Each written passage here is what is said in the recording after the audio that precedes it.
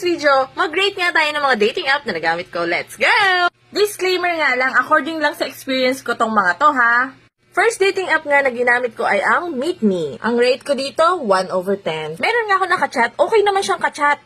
Pero nag-video call na kami at first video call namin, abati! Iba yung nakita ko,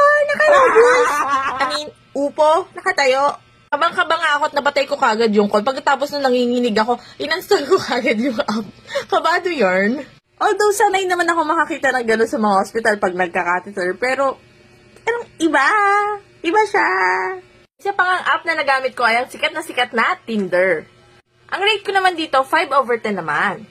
Medyo marami nga lang dito ang mag-ghost. Ibi-video call ka, video call kayo, chat kayo, and then after a while, pag di niya na-trip, ghost na, bye-bye, ganun. Isa pang ang dating site na nagamit ko ay ang Filipino Cupid.